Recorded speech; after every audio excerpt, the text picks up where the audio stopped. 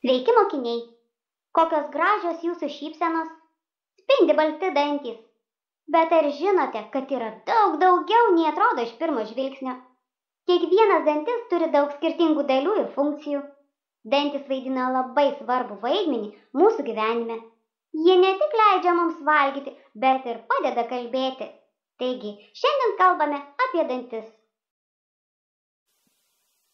Visi kartu pagalvokime, kam reikalingi dantys? Pirmiausia, kad galėtume maitintis. Dantys padeda susmulkinti maistą. Antra, kad galėtume nusišypsoti draugui. Ir trečia, dantys mums padeda kalbėti. Kai kuriuos garsus tarti mums padeda dantys. Pabandykime tarti kartu.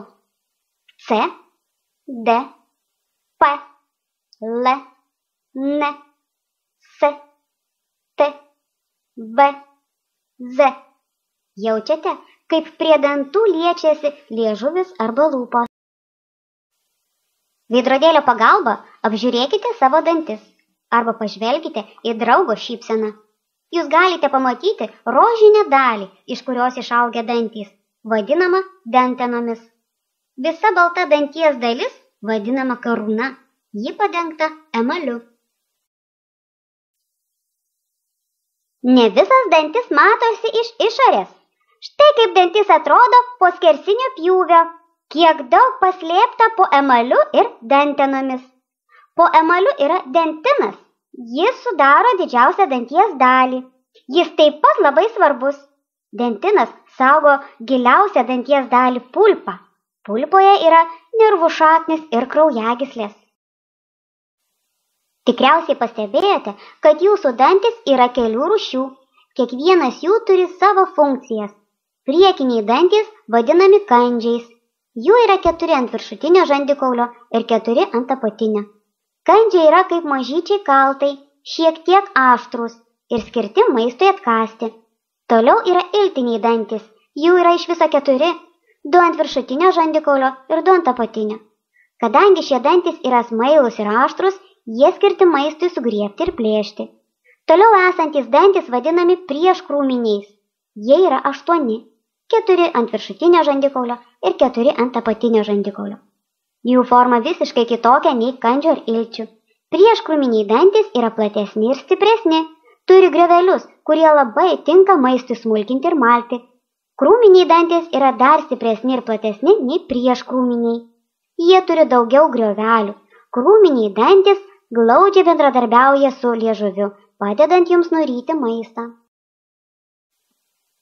Mes visi gimstame be dantų, bet maždaug nuo 6 mėnesių pradeda vienas po kito dygti pieniniai dantys. Jų išdygsta 20, o jau nuo 5 metų dantys pradeda kristi. Iškrenta pieniniai ir išdygsta nuolatiniai dantys. Jų kur kas daugiau, net 32. Tikriausiai jau pastebėjote, kad jūsų dantis išdygo paeiliui. Kiekvienas dantis turi savo dygimo laiką. Dažniausiai pasitaikanti dantų liga yra kariesas. Dantis genda nuo apnašų, susikaupusių ant dantų ir tarpdančiuose. Jos susidaro iš maisto dalelyčių, gleivių ir bakterijų. Apnašuose iš gliukozės gaminasi rūgštys, kurios pamažu ardo emalio paviršių.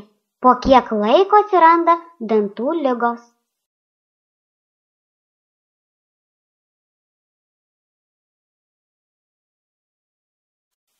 Ką daryti, kad dantys liktų sveiki ir gražūs? Pasaulio patirtis rodo, kad karieso ir dantų ligų paplitimą galima ne tik sumažinti, bet ir jo išvengti. Burnos higiena ir dantų švara padeda išsaugoti sveikus dantis. Pagrindinis dantų valymo tikslas yra dantų ėduonies profilaktika. Tai yra neleisti susidaryti dantų apnašoms. Vos tik išdygus pirmam dantukui, jį reikia pradėti valyti. Tam naudoti reikia dantų šepetėlį su minkštais šereliais, dantų pastą su fluoru, nes jis stiprina dantų emalį, naikina bakterijas bei apnašas. Kiekvieną dieną tarpdančius valyti specialius siūlų ir skalauti specialius. Pirmiausia, reikia sudrėkinti dantų šepetėlį. Ant jo dantų pastos reikia išspausti maždaug žirnio dydžio rutuliuką. Reikia valyti ne tik priekinius dantis, bet ir šoninius, kramtomuosius dantų paviršius. Ne tik išorinę, bet ir vidinę jų pusę. Valyti reikia švelniais, sukamaisiais judesiais. Svarbu dantis valyti bent 2 kartus per dieną ir netrumpiau kaip 2-3 minutes. Arba 8-10 judesių vienai dantų porai. Dantų šepetėlį reikia keisti kas 2-3 mėnesius. Žmonės, kurie valo dantis tik dantų šepetėliu, išvalo vos daugiau nei pusę savo dantų paviršiaus. Deja, kita pusė tarpdančių lieka nevalyti, o bakterijos labai mėgsta kauptis tarpdančiuose, ilgainiui sukeldamas dantų ligas. Siekiant užkirsti kelią visoms šioms bėdoms, dantų siūlą rekomenduojama naudoti kas vakarą prieš valant dantis šepetėliu. Į išvalytus tarpdančius patenka daugiau dantų pastoje esančio fluorido, kuris užkerta kelią ėduoniui. Kad efektyviai atliktum burnos higienos procedūras, reikalinga valymas dantų pasta, tarpdančių siūlų, skalavimas burnos skalavimo skysčiu. Skalavimo skystis pasiekia vietas, kurių negalima išvalyti dantų šepetėliu. Skalavimo skysčio pagalba veikiami ne tik dantys, bet ir burnos minkštieji audiniai, tarp jų ir liežuvis. Būtina apsilankyti ir pas odontologą. Jis ne tik apžiūrės jūsų dantis, bet ir gali suteikti išsamią informaciją apie burnos higieną ir išmokyti taisyklingai naudotis dantų valymo priemonėmis. Tinkama mityba padeda išsaugoti sveikus dantis ir dantenas, todėl tai naudingas dantenų ėduonies ir priedančio ligų profilaktikos metodas.